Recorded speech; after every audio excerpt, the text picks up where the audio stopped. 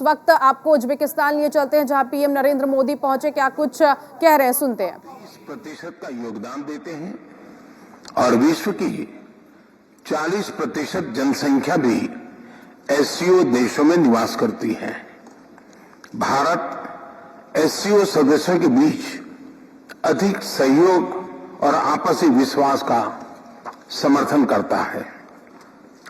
महामारी और यूक्रेन के संकट से ग्लोबल सप्लाई चेन्स में कई बाधाएं उत्पन्न हुई, जिसके कारण पूरा विश्व अभूतपूर्व ऊर्जा एवं खाद्य संकट का सामना कर रहा है। एससीओ को हमारे क्षेत्र में विश्वस्त, रेजिलिएंट और डाइवर्सिफाइड सप्लाई चेन्स विकसित करने के लिए प्रयत्न करने चाहिए। इसके लिए बेहतर कनेक्टिविटी की आवश्यकता तो होगी ही, साथ ही यह भी महत्वपूर्ण होगा कि हम सभी एक दूसरे को ट्रांजिट का पूरा अधिकार दें।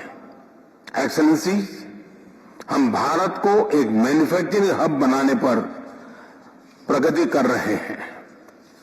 भारत का युवा और प्रतिभाशाली वर्कफोर्स को मैं स्वाभाविक रूप से कॉम्पिटिटिव बनाता है। इस वर्ष भारत की अर्थव्यवस्था में 7.5% वृद्धि की आशा है, जो विश्व की बड़ी इकोनॉमीज में सबसे अधिक होगी। हमारे पीपल सेंट्रिक डेवलपमेंट मॉडल में टेक्नोलॉजी के उचित उपयोग पर भी बहुत फोकस दिया जा रहा है। हम प्रत्येक सेक्टर में इनोवेशन का समर्थन कर रहे हैं। आज भारत में 70,000 से अधिक स्टार्टअप्स हैं, जिनमें से 100 से अधिक यूनिकॉर्न है। हमारे ये अनुभव कई अन्य एससीओ सदस्यों के भी काम आ सकता है। इसी उद्देश्य से हम एक नए special working group on startups and innovation की स्थापना करके एससीओ के सदस्य देशों के साथ अपना अनुभव साझा करने के लिए तैयार है। एक्सेलेंसी, विश्व आज एक और बड़ी चुनौती का सामना कर रहा है, और यह है हमारे नागरिकों की खाद्य सुरक्षा सुनिश्चित करना। इस समस्या का एक संभावित समाधान है मिलेट्स की खेती और उपभोग को बढ़ावा देना। मिलेट्स एक ऐसा सुपर फूड है जो न सिर्फ एससीओ देशों में बल्कि विश्व के कई भागों में हजारों सालों से उगाया जा रहा है और खाद्य संकट से निपटने के लिए एक पारंपरिक, पोषक और कम लागत वाला विकल्प है। वर्ष 2023 को UN international year of millets के रूप में मनाया जाएगा। हमें एससीओ के अंतर्गत एक मिलेट फूड फेस्टिवल के आयोजन पर विचार करना चाहिए। भारत आज विश्व के मेडिकल एंड वेलनेस टूरिज्म के लिए सबसे किफायती डेस्टिनेशन में से एक है। अप्रैल 2022 में गुजरात में WHO global centre for traditional medicine का उद्घाटन किया गया। पारंपरिक चिकित्सा के लिए यह WHO का पहला और एकमात्र ग्लोबल सेंटर होगा। हमें एससीओ देशों के बीच ट्रेडिशनल मेडिसिन पर सहयोग बढ़ाना चाहिए।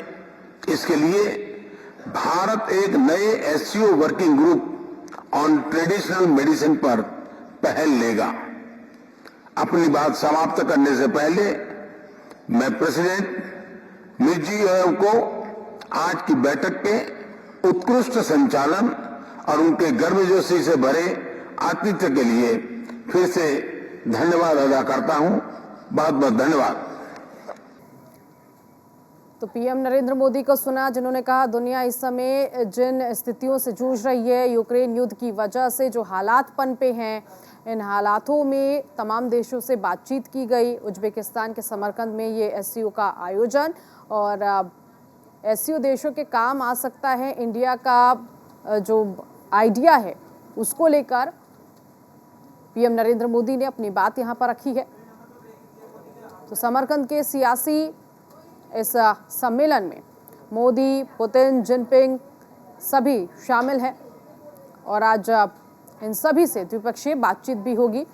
तो एससीओ समिट में पीएम नरेंद्र मोदी ने कहा है कि दुनिया इस समय खाद्य संकट का सामना कर रही है। यूक्रेन युद्ध की वजह से सप्लाई लाइन पर असर हुआ है। भारत हम मैन्युफैक्चरिंग हब बनाने की कोशिश में हैं और इसके अलावा भी कई बड़ी बातें जो है वो कही गई पीएम नरेंद्र मोदी की तरफ से। अर्थव्यवस्था को लेकर उन्होंने जिक्र किया। कोरोना के हालात से तमाम देश जिस तरह से एक बार फिर से पटरी पर अर्थव्यवस्था लौट रही है इन देशों की, उसका जिक्र भी किया गया है। तो ये तमाम बातें आपने पीएम नरेंद्र मोदी की सुनी, जिसमें सबसे बड़ी बात यूक्रेन युद्ध और इस यूक्रेन युद्ध की वजह से कई देशों में एक्सपोर्ट और इंपोर्ट पर असर हुआ है। तो एससीओ की भूमिका बहुत अहम है, पीएम नरेंद्र मोदी ने कहा।